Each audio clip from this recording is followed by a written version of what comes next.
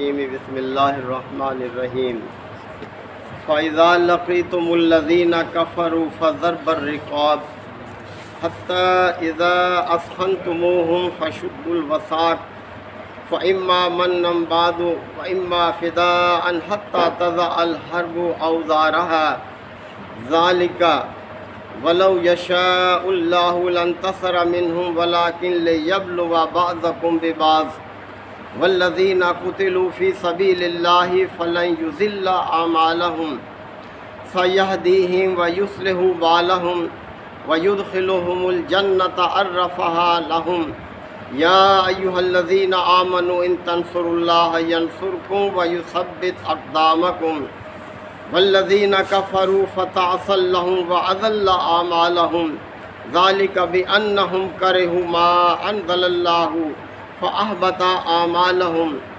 أفلم يسيروا في الأرض فينظر كيف كان عاقبة الذين من قبلهم دمر الله عليهم وللكافرين أمثالها ذلك بأن الله مولى الذين آمنوا وأن الكافرين لا مولى لهم صدق الله مولانا العظیم۔ حضرات سورہ محمد کے یہ پہلے رکوع کی اختتامی آیات ہیں۔ سلسلہ چل رہا ہے اب جنگوں کے حوالے سے۔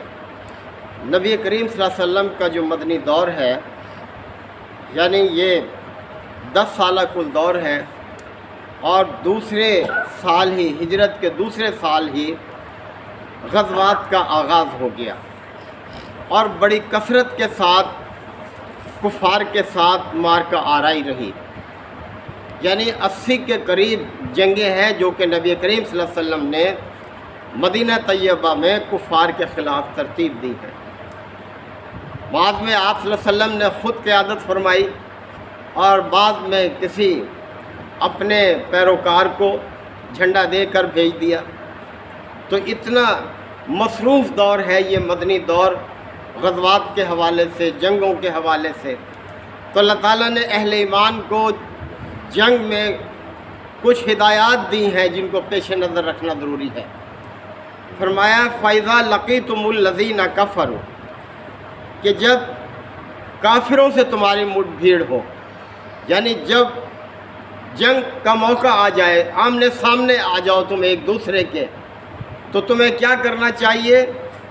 فَضَرْبَ الرِّقَابِ، تو سب سے پہلا کام یہ ہے کہ ان کی گردنیں مارو، انہیں کسی قسم کی کوئی رعایت نہ کرو، انہیں قتل کرو، بالا دست تم ہو کر رہو، وہ زیر دست ہو جائیں، تمہارا روب ان پر قائم ہو جائے، اور وہ تمہارے روب کے تابع ہو جائیں، ان میں اٹھنے کی سکت باقی نہ رہے۔ یہ ہونا چاہیے، ایسا نہ ہو کہ مال غنیمت کی طرف مائل ہو جاؤ، یا قیدی بنانے کی طرف مائل ہو جاؤ کہ ان سے ہم فدیہ لیں گے، مال غنیمت اکٹھے کرنے لگ جاؤ۔ آپ دیکھ لیں کہ جب اس ہدایت کو تھوڑا سا بھلایا اہل ایمان نے، تو غزوہ احد میں کیا انجام ہوا کہ جیتی ہوئی جنگ جو ہے وہ شکست میں تبدیل ہو گئی۔ نبی کریم صلی اللہ علیہ وسلم کے اپنے دانت شہید ہوئے، آپ کے گال مبارک پر جو ہے بڑا گہرا زخم آیا، اس لیے کہ جب دشمن بھاگنے لگا، افراتفری مچی، اہل ایمان نے یہ سمجھا کہ بس اب تو کام تمام ہو گیا، مال غنیمت کے پیچھے پڑ گئے، اور پھر معاملہ ہی بدل گیا، صورتحال ہی تبدیل ہو گئی۔ تو فرمایا جا رہا ہے کہ جب مٹ بھیڑ ہو تمہاری کفار سے میدان جنگ میں، فَضَرْبَ الرِّقَابِ، تو سب سے پہلا کام یہی ہے کہ ان کو تہ تیغ کرو، ان کی گردنیں مارو۔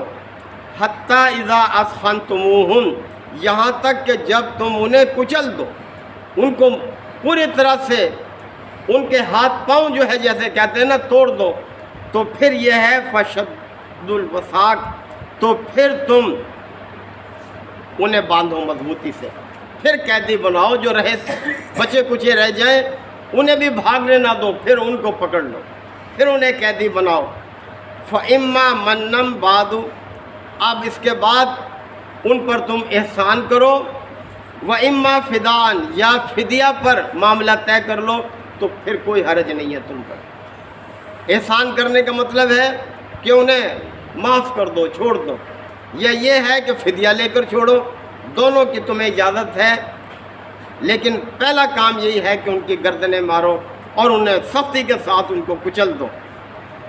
حتیٰ تضع الحرب اوزارہا، یہاں تک کہ جنگ اپنے ہتھیار رکھ دے، یعنی جنگ اپنے انجام کو پہنچ جائے، اپنے اختتام کو پہنچ جائے۔ ذالکہ، یہ ہے تمہارے کرنے کے کام، یعنی اس کو پیش نظر رکھنا ہمیشہ جب بھی کفار سے تمہاری مٹ بھیڑ ہو، تمہارا مقابلہ ہو۔ وَلَوْ يَشَاءُ اللَّهُ لَانتَصَرَ مِنْهُمْ، اگر اللہ تعالیٰ چاہتا تو خود ہی ان سے نمٹ لیتا، یعنی تمہیں نوبت ہی نہ آتی لڑنے کی، اللہ خود ہی ان کا قصہ تمام کر دیتا کسی زلزلے کے ذریعے، کسی اور آفت کے ذریعے سے، لیکن وَلَٰكِن لِيَبْلُوَ بَعْضَكُمْ بِبَعْضٍ، اللہ یہ موقع اس لیے لاتا ہے کہ تمہیں ایک دوسرے کے ذریعے آزمائے، تمہاری آزمائش کرے اور تمہیں تمہارے اچھے عمل کا اچھا انجام تمہیں عطا کرے۔ تمہاری آزمائش کے لیے اللہ یہ موقع لاتا ہے، ورنہ اللہ خود ہی کافی ہے دشمنوں سے نمٹنے کے لیے۔ والذین قتلوا فی سبیل اللہ، اور جو لوگ اللہ کے راستے میں مارے جائیں، فلن یضل اعمالہم، اللہ ان کے اعمال کو ضائع نہیں کرے گا۔ اللہ نے ان کے لیے بہت بڑا اجر تیار کر رکھا ہے، بلکہ آپ سنتے رہتے ہیں اللہ نے فرمایا کہ انہیں مردہ بھی نہ کہو، وہ زندہ ہیں۔ اور ایک جگہ فرمایا کہ اللہ کے ہر رزق پا رہے ہیں وہ، یعنی اللہ نے اس طرح سے ان کی عظمت جو ہے بیان کی ہے، بہت بڑا ان کا مقام اور مرتبہ ہے۔ اور یہ جو سورہ فاتحہ میں ہم پڑھتے ہیں نا کہ اللہ تو ہمیں ان رب کے راستے پر چلا جن پر تو نے انعام کیا، تو انعام والے لوگوں کے 4 گروہ اللہ نے بیان فرمائے ہیں سورہ آل عمران میں۔ فرمایا کہ وَمَن يُطِعِ اللَّهَ وَالرَّسُولَ، جو اللہ اور اس کے رسول کی اطاعت کرے گا، فَأُولَٰئِكَ مَعَ الَّذِينَ أَنْعَمَ اللَّهُ عَلَيْهِمْ، تو وہ ان لوگوں کے ساتھ اٹھایا جائے گا جن پر اللہ نے انعام کیا، اور وہ کون سے ہیں؟ من النبیین والصدیقین والشہداء والصالحین، یہ 4 گروہ ہیں جن پر اللہ تعالیٰ کا انعام ہے، انبیاء ہیں، صدیقین ہیں، شہداء ہیں، دیکھیں شہداء کا کتنا اونچا مقام، اور صالحین ہے۔ اور فرمایا وَحَسُنَ أُولَٰئِكَ رَفِیقًا، کتنے اچھے ہیں یہ رفیق جس کو میسر آئے۔ تو اللہ تعالیٰ نے ترغیب دلائی ہے اس طرف جو ہے یہ۔ تو فرمایا کہ اللہ تعالیٰ چاہتا تو خود ہی ان کا قصہ تمام کر دیتا، لیکن اللہ تعالیٰ نے تمہیں ایک دوسرے کے ذریعے سے آزمانے کا یہ موقع رکھا ہے، اور جو لوگ اللہ کے راستے میں مارے جائیں تو اللہ ان کے اعمال کو ضائع نہیں کرے گا۔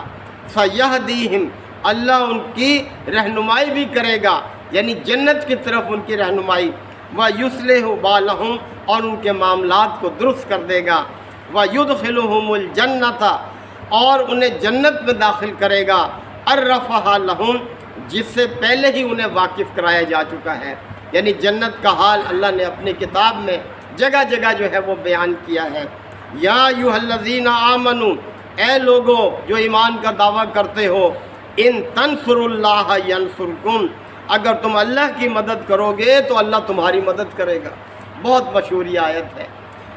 اللہ کی مدد کرنے سے مراد یہ ہے کہ اللہ کے دین کے غلبے کے لیے اپنی جان، اپنا مال، اپنی صلاحیتیں سب کچھ کھپا دینا، یہ اللہ اس کو اپنی مدد قرار دیتا ہے۔ کتنا بڑا احسان ہے، اللہ کسی کی مدد کا محتاج نہیں ہے، لیکن ہمارے لیے جذبے کو ابھارنے کے لیے اللہ تعالیٰ نے یہ فرمایا ہے۔ فرمایا ایمان والو، اگر تم اللہ کی مدد کرو گے تو اللہ تمہیں بے آسرا نہیں چھوڑے گا، ینصرکم، وہ تمہاری مدد کرے گا، وَيُثَبِّتْ أَقْدَامَكُمْ، اور تمہارے قدم جما دے گا، تمہارے اندر حوصلہ اور ہمت عطا کرے گا، دشمن پر تمہارا روب طاری کر دے گا، دشمن کے حوصلوں کو پست کر دے گا۔ یعنی کیا کیا طریقے ہیں اللہ تعالیٰ کے قدم کو مضبوط جمانے کے۔ والذین کفروا، اور جن لوگوں نے کفر کو اختیار کیا ہے، فَتَعْسًا لَهُمْ، ان کے لیے تو بربادی ہے، دنیا میں بھی آخرت میں بھی، وَأَضَلَّ أَعْمَالَهُمْ، اور ان کے سب اعمال جو ہیں وہ کھو گئے، کوئی ان کے اعمال کی قدر و قیمت نہیں اللہ تعالیٰ کے ہاں۔ ذَلِكَ بِأَنَّهُمْ، اور یہ انجام ان کا اس لیے ہے، کرہو، کہ انہوں نے ناپسند کیا ہے ما انزل اللہ، اس چیز کو جو اللہ نے نازل کی ہے، تو کافروں کے لیے بربادی ہے، اور وہ اس وجہ سے ہے کہ انہوں نے اس چیز کو ناپسند کیا جو اللہ نے نازل فرمایا۔ فَأَحْبَطَ أَعْمَالَهُمْ، پس ان کے اعمال سب رائیگاں چلے گئے۔ أَفَلَمْ يَسِيرُوا فِي الْأَرْضِ، کیا یہ لوگ زمین میں چلے پھرے نہیں؟ فَيَنْظُرُوا كَيْفَ كَانَ عَاقِبَةُ الَّذِينَ مِنْ قَبْلِهِمْ، کہ انہیں ان لوگوں کا انجام نظر آتا جو ان سے پہلے گزر چکے۔ یہ مدینہ سے شام کی طرف جب جاتے تھے تجارت کے لیے تو راستے میں مدائن صالح کے پہاڑ آتے ہیں، ان میں اس قوم کے تراشے ہوئے مکان ہیں جو پہاڑوں کو تراش کر انہوں نے بنائے۔ تو اللہ تعالیٰ نے فرمایا کہ افلم یسیروا فی الارض، کیا یہ زمین میں چلے پھرے نہیں؟ یہ منکرین حق، یہ منافقین، کہ فینظروا کیف کان عاقبۃ الذین من قبلہم، کہ ان کو دکھائی دیتے وہ نشانات جو ان سے پہلے لوگوں کے ہیں، ان کو یہ دیکھتے۔ دمر اللہ علیہم، اللہ نے ان کو ملیہ میٹ کر کے رکھ دیا۔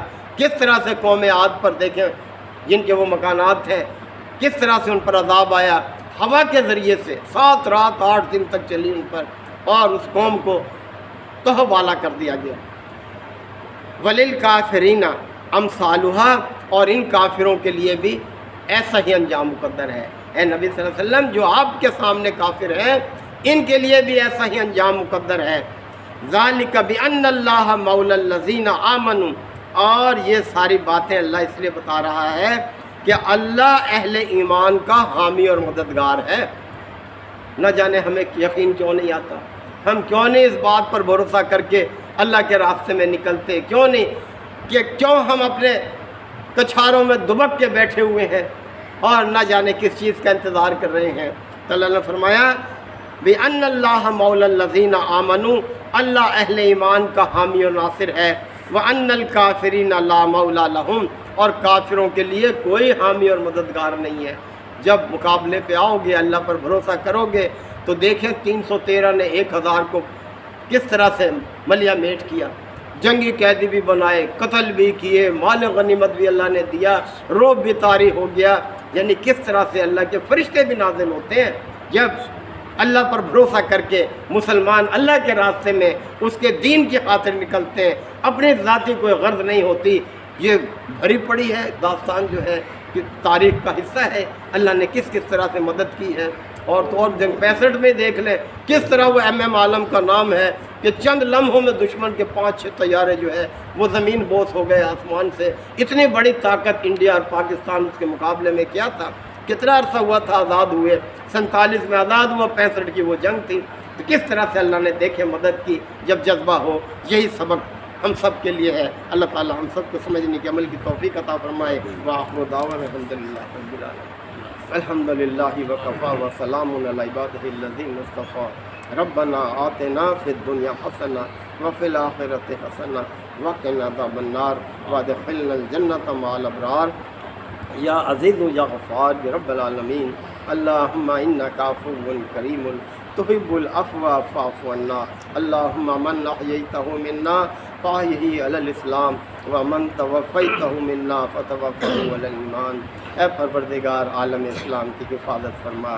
یا اللہ اس وقت عالم اسلام پر ایک مشکل وقت ہے، یا اللہ تو ہی ہم سب کا حامی و مددگار ہے۔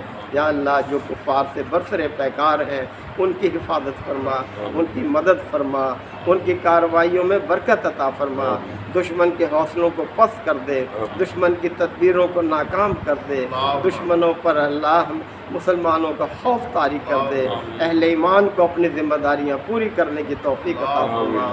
ربنا تقبل منا انک انت السمیع العلیم وتب علینا انک انت التواب الرحیم۔ صلی اللہ تعالی علی خیر خلقہ محمد و آلہ وصحبہ اجمعین۔